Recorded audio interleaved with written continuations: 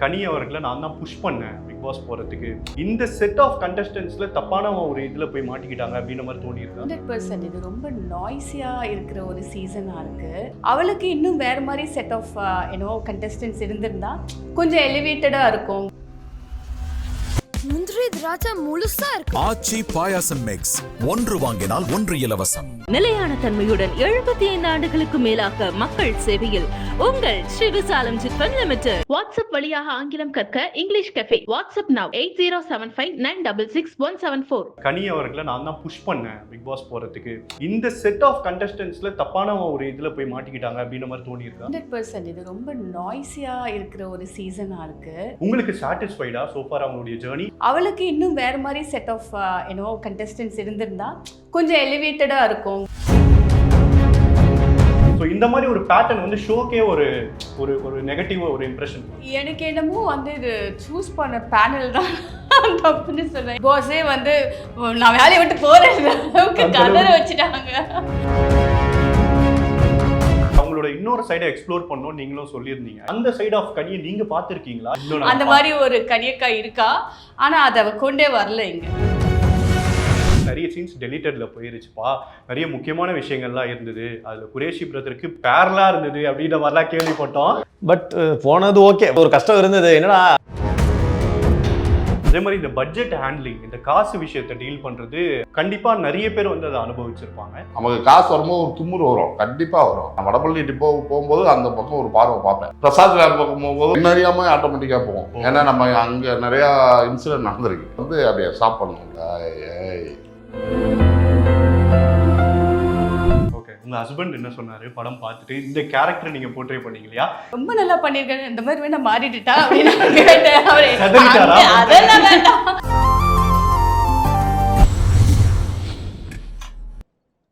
Little tax views அனைவருக்கும் வணக்கம். நான் ஜித்து. ஸோ இப்போ என் கூட மிடில் கிளாஸ் படத்துடைய 3 முக்கிய தூண்கள் தான் ஜாயின் பண்ணியிருக்காங்க.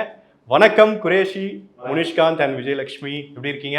நல்லா இருக்கும், நல்லா இருக்கும். ஸோ உண்மையாக வந்து ஒரு தரமான ஒரு ப்ராஜெக்ட் இப்போ ஓடிடியில் வந்து ரிலீஸ் ஆக போகுது. படம் வந்து ஷார்ப்பாக 2 ஹவர் ரொம்ப கிரிப்பிங்காக எங்கேஜிங்காக இருந்தது. எந்த லேக்குமே இல்லை. ஒரு சீனுக்கும் ஒரு கனெக்ட் வந்து அருமையாக வச்சுருந்தாங்க. ஆனால் நான் வந்து உள்ள டீமுக்குள்ளே கேட்கும்போது, உங்களுக்கு தெரியாமல் விசாரிக்கும் போது, நிறைய சீன்ஸ் டெலிட்டட்ல போயிருச்சுப்பா, நிறைய முக்கியமான விஷயங்கள்லாம் இருந்தது, அதில் குரேஷி பிரதருக்கு பேரலா இருந்தது அப்படின்ற மாதிரிலாம் கேள்விப்பட்டோம். அதுவும் இல்லாமல் ஒரு முக்கியமான ஆளுடைய ரசிகராகவும் குரேஷி பிரதர் வந்து நடிச்சிருந்தாரு அப்படின்ற மாதிரி கேள்விப்பட்டோம். என்னங்க அதெல்லாம்? அதுதான் டெலிட்டட் ஆயிடுச்சு. அது வந்து அதுக்கு என்ன பண்ண முடியும்? எல்லா படம் எடுத்தாலுமே அது நம்ம ஒரு ஓவராலாக அவனுக்கு கொடுக்கும்பொழுது நிறைய விஷயங்கள் அது போகும்.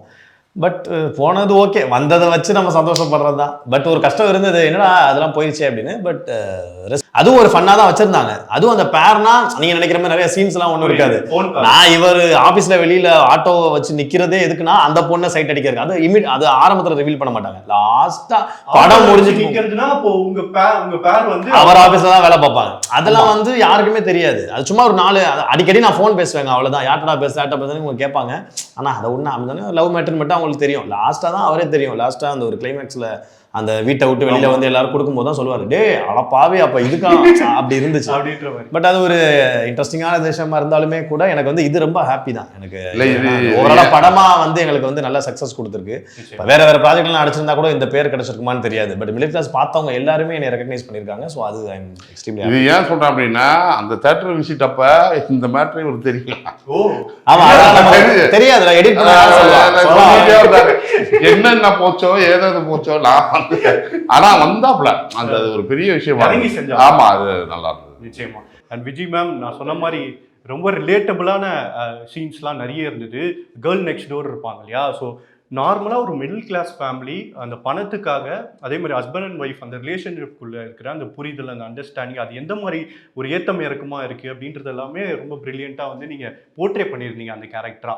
ஸோ எப்படி இருந்தது மேம்? எப்படி அவ்வளோ ரிலேட்டபிளாக பண்ணீங்க? அதுக்கான ரெஃபரன்ஸ் ஏதாவது டைரக்டர் தான் தேங்க்ஸ் பண்ணணும், கிஷோர் தான் தேங்க்ஸ் சொல்லணும். அவர் தான் வந்து அவரோட அத்தையோ சித்தியோ யாரோ ஒரு கேரக்டர் சொல்லிட்டு அவங்க இப்படி தான் இருப்பாங்கன்னு சொல்லிட்டு அந்த இன்டென்சிட்டி என்னன்னு சொல்லி புரிய வச்சாரு.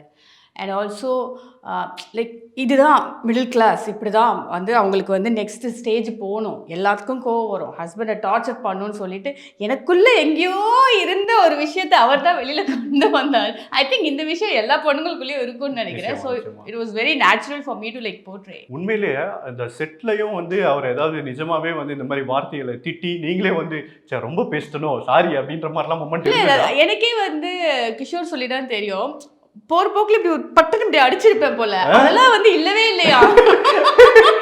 நான் நிஜமா சொல்றீங்க, நானே அடிச்சேனா மேடம், நீங்களே தான் ஒரு ஃப்ளோல அடிச்சீங்க, சாரி சார், ஒரு எமோஷன்ல வந்துருச்சு. ஆமா. நிச்சயமா அதே மாதிரி இந்த அண்டர்ஸ்டாண்டிங் அப்படின்றது ஒரு மேஜரான ஒரு பாயிண்டா இருந்தது. இந்த படத்துடைய ஜேர்னியுமே ஸ்டார்டிங் பாயிண்ட்ல எப்படி ஆரம்பிக்குது, அந்த கேரக்டர் என்னமா டிரான்ஸ்ஃபார்ம் ஆகுது அப்படின்றத போர்ட்ரே பண்ணியிருந்தாங்க.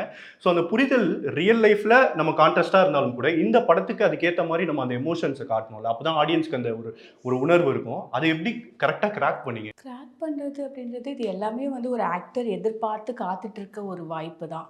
ஸோ அந்த பர்ஃபார்மன்ஸ் கொடுக்கணும் அப்படின்றது, ஸோ பெர்ஃபார்ம் பண்ணுறதுக்கு ஒரு ஸ்டேஜ் அமைச்சு கொடுக்கும்போது ஆப்வியஸ்லி அது எல்லாருக்குமே வரும். நானும் இல்லை, அந்த இடத்துல யார் இருந்தாலும் அதை பண்ணிடுவாங்க. கதைக்களம் அதுக்கான வந்து ஒரு ஸ்கோப் இருக்கணும், அது இருந்துச்சு. அதே மாதிரி இந்த பட்ஜெட் ஹேண்ட்லிங், இந்த காசு விஷயத்தை டீல் பண்ணுறது, அது வந்து கண்டிப்பாக நிறைய பேர் வந்து அதை அனுபவிச்சிருப்பாங்க. ஸோ நீங்கள் ரியல் லைஃப்பில் இப்போ எவ்வளோ தான் வந்து நம்ம சம்பாதிச்சாலும் நம்ம வந்து அனாவசியமாக செலவு பண்ணக்கூடாது அப்படின்ற மைண்ட் செட்டோடு இருக்கிற ஆளா, இல்லை பிடிச்சதை வந்து அந்த டைம் என்ஜாய் பண்ணிடணும்ப்பா அப்படின்ற மாதிரியா? இந்த கேரக்டருக்கு அது எந்த அளவு ஒத்து போச்சு சார்? இல்லை முதல்ல என்கிட்ட காசே இல்லை. இல்லை இப்போ சார், அப்போ அப்படின்னா நான் எப்படி இருப்பேன், இறுக்கி பிடிக்க தானே பார்ப்பேன். இன்ன வரையும் வந்து நான் மேக்ஸிமம் சம்பளம் வந்து கராராக வாங்கிடுவேன். ஏன் அப்படின்னா அந்த அளவு எனக்கு தெரியும் காசு எவ்வளோ முக்கியன்றது எனக்கு ரொம்ப நல்லா தெரியும். அது கண்டிப்பாக வந்து அதுக்காக ரொம்ப கஞ்சத்தனமாகவும் இருக்க மாட்டேன், ஓரளவு சிக்கனமாக இதாக இருப்பேன். அதனால வந்து எனக்கு ஓரளவு அந்த பாதிப்பு இருந்தது. எனக்கு இந்த பணம்ன்றது எவ்வளோ முக்கியமான, நீங்கள் ரெண்டு எக்ஸ்ட்ரீமே பார்த்துருக்கீங்களா? காசு இல்லாதப்போ அந்த ஒரு எக்ஸ்ட்ரீமும் பார்த்துருக்கீங்க. அப்போ உங்களுக்கு தோணி இருக்கா, என்னடா ஒரு காசுக்காக இவ்வளோ வந்து கஷ்டப்பட வேண்டியதா இருக்கு? காசுக்காக வரலையா நடிகை அப்படின்னு, காசுக்காக நம்ம வேற தொழில் பார்க்க போயிருக்கலாமே, எவ்வளவோ தொழில் இருக்கு. நடிப்பு ரீதியாக அது நடிப்பு ரீதியாக வந்து சரி இவ்வளோ கஷ்டப்படுறோம்னா இது வந்து ஏதோ பின்னாடி ஒரு பலன், அது எப்படின்னு சொல்ல தெரியல. இது அவங்க வாய்ப்பு தேர்றவங்களுக்கு தான் தெரியும். இது ஒரு கிட்டத்தட்ட போதைன்னு கூட சொல்ல மாட்டேன், இது ஒரு தவம் மாதிரி இருப்பாங்க. விட்டுறக்கூடாது போதைன்னா கூட தெளிஞ்சிடும். இது விட்டுறக்கூடாதுன்னு அப்படி இருப்பாங்க. அப்படின்றப்ப அது கிடைக்கிது. அடுத்தது போகும்போது எனக்கு இது பூரா உதவுது. முதல் இருந்தது இது பூரா உதவுது. டே அங்கே எப்படி இருந்த, இப்போ நான் வடபள்ளி டிப்போ போகும்போது அந்த பக்கம் ஒரு பார்வை பார்ப்பேன், நினைவுகள். ஏன்னா இங்கே தான் நான் நின்றுருந்தேன் அப்படின்றது எனக்கு ஊட்டிக்கிட்டே இருக்கும். பிரசாத் லேப் பக்கம் போகும்போது அது ஒரு பார்வை பார்த்துட்டாங்க, என்ன அறியாமல் ஆட்டோமேட்டிக்காக போகும். ஏன்னா நம்ம அங்கே நிறையா இன்சிடென்ட் நடந்திருக்கு, பார்த்துட்டு போவேன். அந்த இது பூரா இது பேலன்ஸ் பண்ணும். நமக்கு காசு வரும்போது ஒரு தும்முறு வரும், கண்டிப்பாக வரும். அப்படி போகும்போது அப்படியே அது வந்து அப்படியே ஸ்டாப் பண்ணணும்ல. நீ யாருக்கு தெரியும், ஆமாம் முதல் யார் நீ தெரிஞ்சுக்கடா அப்படின்ற மாதிரி. ஓகே. அதே மாதிரி குரேஷி பிரதர், நீங்கள் ஒரு பர்ஃபார்மராக நிறைய கெட்டப் வந்து டெலிவிஷனில் போட்டு கம்ப்ளீட்டாக அதுக்கேற்ற மாதிரி அடாப்ட் ஆகி பர்ஃபார்ம் பண்ணியிருக்கீங்க. இங்கே சினிமாவுக்கு வரும்போது நீங்கள் ஒரு வார்த்தை சொன்னீங்க ஈவெண்ட்டில், அதாவது என்ன நீங்கள் வந்து டெலிவிஷனில் பண்ணுற மாதிரி இங்கே காமெடி பண்ண மாட்டேன், அந்த மாதிரி காமெடி பண்ணுப்பா அப்படின்ற மாதிரி. எண்ட் ஆஃப் த டே அது ஒரு கிரியேட்டர் கையில் தான் இருக்குது, அந்த கேரக்டராக நீங்கள் ஜஸ்டிஃபை பண்ணுறது தான் ரியாலிட்டி. இந்த மாதிரி வார்த்தைகள், இந்த மாதிரி ஒரு மென்டாலிட்டியை இங்கே கலட்டி வச்சுட்டு சினிமாவுக்குள்ளே போகும்போது அந்த ஒரு எதிர்பார்ப்பு எப்படி இருக்குது, நீங்கள் எப்படி அடாப்ட் ஆகுறீங்க? ஏன்னா இதுலேயும் முக்கியமான ஒரு எமோஷனல் சீன் நீங்கள் பண்ணீங்க. ஆமாம் கண்டிப்பாக. அதாவது இப்போ டெலிவிஷனில் வந்து நம்ம இப்போ நான் ஒர்க் பண்ணுற சேனல்லே வந்து பார்த்திங்கன்னா ஒரு என்டர்டெய்னர்ஸ்னால் ஒரு 6-7 பேர் தான் இருப்பாங்க. அவங்களுக்குன்னு ஒரு பெரிய ஃபேன் ஃபாலோயிங் இருக்கும். நம்ம அதில் நம்ம ஊரில் ஒரு ஆள் அப்படிங்கும்போது நம்ம ஒரு வேறு களத்துக்கு வரோம். ஸோ இது வந்து இங்கே சினிமாங்கிறது ஒரு பெரிய கடல், இங்கே பெரிய பெரிய ஜாம்பவான்ஸ்லாம் இருக்காங்க, அவங்களாம் வந்து. ஸோ நம்ம வந்து இனிஷியலாகவே அப்பேற்பட்ட நமக்கு வெல்கமிங்காக அப்படி இருக்கணும், ஒரு சிவப்பு கம்பளை விரிச்சு வர அப்படிலாம் கிடையாது. இங்கே வந்து பெரிய விஷயம், இது அவ்வளோ ஈஸிலாம் கிடையாது. இது ஒரு கதாபாத்திரத்துக்கு நீங்கள் உள்ளே போகும்போது இது ப்ரிப்பேர்டான ஒரு எமோஷன்ஸாக இருக்கும். ப்ரிப்பேர்ட் பண்ணி ஒரு ஸ்கிரிப்டை வச்சு எடுத்துகிட்டு போகும்போது டோட்டலாக அதை அடாப்ட் பண்ணுறதே ரொம்ப கஷ்டம். அதனால தான் நீங்கள் பார்த்தீங்கன்னா நிறைய டெலிவிஷனில் செம்மையாக பண்ணுறான் இந்த பையன், ஆனால் சினிமாவில் வந்து இந்த வாய்ப்பை வந்து இந்த மாதிரி நிறைய விமர்சனங்கள் என்னோடய ஃப்ரெண்ட்ஸுக்கு நிறைய பேருக்குலாம் அந்த இருந்திருக்கு. அது என்னென்னா அவங்களும் கொஞ்சம் அதை ப்ரிப்பேர் பண்ணணும். அதே மாதிரி இங்கேயும் வந்து அவ்வளோ ஈஸிலாம் கிடையாது, இங்கேயும் நம்ம கற்றுக்க வேண்டியது நிறைய இருக்குது. மேம் அதே மாதிரி உங்களோட மண்டே மேஜிக் அந்த வீடியோ பார்த்தேன், அதில் வந்து ஒரு ஃபேர்வெலாக இந்த படத்தை நான் எடுத்துக்கிறேன், ஏன்னா இந்த என்னோட பர்ஃபார்மன்ஸ் வந்து நான் ஒரு சாட்டிஸ்ஃபைட் ஒரு ஜோனில் வந்து இதை நான் டெலிவர் பண்ணேன் அப்படின்ற மாதிரி சொல்லியிருந்தீங்க. நான் சினிமாவுக்கு கொடுத்த இடம் சின்னது, ஆனால் சினிமா எனக்கு கொடுத்த இடம் ரொம்ப பெருசு அப்படின்றதையும் சொல்லியிருக்கீங்க. ஏன் இந்த மாதிரி ஒரு டிசிஷன் டக்குன்னு? டிசிஷன் சினிமாவில் நான் எப்பயுமே வந்து ஒரு வருஷத்துக்கு 10 படம் அப்படிலாம் பண்ணிட்டு இல்லை, எப்பயாவது ஒன்று தான் பண்ணினேன். அண்ட் இந்த மாதிரி ஒரு முடிவு எடுத்து சொல்லும்போது மற்றவங்க கிட்டேருந்து வர ரெஸ்பான்ஸ் எனக்கு ரொம்ப ஆச்சரியப்படுத்துச்சு. பிகாஸ் ஏன் போகிறீங்க ஏன் போகிறீங்க ஏன் போகிறீங்கன்னு சொல்லிட்டு, ஏன்னா அவ்வளோலாம் நான் இல்லை இங்கே.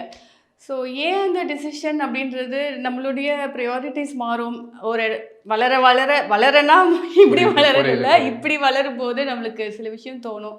அந்த மாதிரி தான் இது ஒரு விஷயம். ஓகே, உங்கள் ஹஸ்பண்ட் என்ன சொன்னார் படம் பார்த்துட்டு? இந்த கேரக்டர் நீங்கள் போர்ட்ரே பண்ணீங்க இல்லையா, அதோட இன்னொரு சைடை வந்து அவர் பார்த்தார் இல்லையா, அவருடைய எக்ஸ்பிரஷன் என்னவா இருந்தது? ரொம்ப பிடிச்சிருந்துச்சு அவருக்கு. நான் ரொம்ப நல்லா பண்ணியிருக்கேன், இந்த மாதிரி வேணா மாறிட்டுட்டா அப்படின்னு கேட்டேன். அவரு அதெல்லாம் வேண்டாம், அது படத்தோடு இருக்கட்டும்ட்டாரு. அவ்வளோ பயந்துட்டாரு அந்த கேரக்டர் பார்த்து. பட் அவருக்கு ரொம்ப பிடிச்சிருந்துச்சு. நிச்சயமா இந்த கேள்வி கேட்கலன்னா எனக்கு கமெண்ட்ஸில் கேட்பாங்க. நான் ஒரு விஷயம் பார்த்தேன், கனி அவர்களை நான் தான் புஷ் பண்ணேன் பிக் பாஸ் போகிறதுக்கு. பட் இப்படியான ஒரு ஜோனில் ஒரு சாப்பாடு பரிமாறுறாங்க, ஒரு அன்பை வெளிப்படுத்துகிறாங்க அப்படின்ற ஒரு பாயிண்ட்டை நீங்கள் ஏன் வந்து ஒரு கண்டென்ட்டாக பார்க்குறீங்க அப்படின்ற மாதிரி நீங்கள் ஒரு இதாக போட்டிருந்தீங்க. உங்களுக்கு சாட்டிஸ்ஃபைடா சோஃபார் அவங்களுடைய ஜேர்னி, இல்லை இந்த செட் ஆஃப் கண்டஸ்டன்ஸில் தப்பான ஒரு இதில் போய் மாட்டிக்கிட்டாங்க அப்படின்ற மாதிரி தோணியிருக்கா? 100% இது ரொம்ப நாய்ஸியாக இருக்கிற ஒரு சீசனாக இருக்குது. கனியக்கா மாதிரி அவள் கொஞ்சம் அறிவான பொண்ணு, அவள் பேசுறது பார்க்க ப்ளே பண்ணுறதுலே தெரியும். அவளுக்கு இன்னும் வேறு மாதிரி செட் ஆஃப் கண்டஸ்டன்ஸ் இருந்திருந்தா கொஞ்சம் எலிவேட்டடாக இருக்கும் கேம் அப்படின்றது என்னுடைய கருத்து. அவ்வளோதான். அதே மாதிரி பிக் பாஸ் அப்படின்னா ஒரு ஒரு பயம் இருந்தது, ஒரு மரியாதை இருந்தது. ரூல்ஸை மீறினா அதுக்கான அந்த பனிஷ்மெண்ட்லாம் சிவியராக இருக்கும், பயப்படுவாங்க. பட் இப்போ அதெல்லாமே அப்படியே ட்ரஸ்டிக்காக குறைஞ்சிச்சோ? இது பார்க்கும்போது நிறைய பேருடைய விமர்சனம் வந்து ஓப்பனாக வைக்கிறாங்க, என்ன பிக் பாஸே மதிக்க மாட்டீங்கன்ற மாதிரி விஜய் சேதுபதி சாரும் நிறைய வாட்டி சொல்லியிருக்காரு. ஸோ இந்த மாதிரி ஒரு பேட்டர்ன் வந்து ஷோக்கே ஒரு ஒரு ஒரு நெகட்டிவ் ஒரு இம்ப்ரெஷன். எனக்கு என்னமோ வந்து இது சூஸ் பண்ண பேனல் தான் தப்புன்னு சொல்லுவேன். ஏன்னா ஒரு சீசனில் 2-3 பேர் அப்படி இருந்தால் எப்போ பார்த்தாலும் அது ஓகே பேலன்ஸ் ஆகும். பட் எல்லாரும் அப்படி இருந்தால் அதுக்கான ரிசல்ட் என்னவா இருக்கும் அப்படின்றது தான் சீசன் 9. பிக் பாஸே வந்து நான் வேலையை விட்டு போகிறேன் அளவுக்கு கதற வச்சுட்டாங்க. பட் இந்த கூட்டத்தில் ஒரு அன்பை வெளிப்படுத்துகிற ஒரு கேரக்டர். பட் அவங்களோட இன்னொரு சைடை எக்ஸ்ப்ளோர் பண்ணணும் நீங்களும் சொல்லியிருந்தீங்க. ஆக்சுவலி கொஞ்சம் வெளியே வா, அந்த அந்த கேங்கை விட்டு வெளியே வா அப்படின்றதெல்லாம் சொல்லியிருந்தீங்க. அந்த சைட் ஆஃப் கனியை நீங்கள் பார்த்துருக்கீங்களா, இல்லை நீங்கள் உங்களுடைய அந்த சைட் ஆஃப் கனி பார்த்துருக்கோம். நல்ல நானும் என் தங்கச்சியும் என்ன பண்ணாலும் வந்து கோவப்பட மாட்டா, இட்ஸ் ஓகேன்னு வா, அமைதியாக இருப்பா, அன்பை வாரி கொட்டுவா. ஒரு சேச்சுரேஷன் பாயிண்ட் தான், அதுக்கு போயிட்டோன்னா சந்திரமுகி ஆயிடுவா எங்க அக்கா. நானும் என் தங்கச்சியும் தெரிச்சு ஓடி மறைஞ்சுக்குவோம். அந்த மாதிரி ஒரு கனியக்கா இருக்கா, ஆனால் அதை கொண்டே வரல இங்க. ஓகே ஓகே புரியுது. ஃபைனலி இந்த மிடில் கிளாஸ் உங்களுக்கு எவ்வளோ ஸ்பெஷல்? ஃபேர்வெல்னு சொல்லிட்டீங்க மேம், மனசு உடஞ்சி போய் கிடக்கிறோம். நான் ஃபாலோ அப் கூட ஒழுங்காக பண்ண மாட்டேன் டேரக்டர்ஸ் கிட்டலாம் நீங்கள் சொல்லியிருக்கீங்க. ஸோ அந்தளவு வந்து நீங்கள் ஒரு டிசிஷன் எடுத்துட்டீங்க. ஸோ உங்களுக்கு இது எவ்வளோ ஸ்பெஷல்? கடைசி ரொம்ப ரொம்ப ஸ்பெஷல். கடைசி படம் வந்து ஒரு பிரம்மாண்டமான ஒரு வெற்றியை கொடுத்துருக்கு எனக்கு. ஏன்னா போகும்போது ஞாபகம் வச்சுக்கிறதுக்கு, ரெஸ்ட் ஆஃப் த லைஃப் ஞாபகம் வச்சுக்கிறதுக்கு நிறைய மெமரிஸ் கொடுத்துருக்கு. இவ்வளோ நாள் பண்ண படத்தில் கிடைச்சதை விட இதில் பாராட்டுக்கள், நல்லா பண்ணியிருக்கீங்க. எனக்கும் நடிக்கிறதுக்கான ஒரு முழு ஒரு ஸ்கோப் இந்த படத்தில் இருந்துச்சு. ஸோ மன நிறைவாக இருக்குது. ஓகே.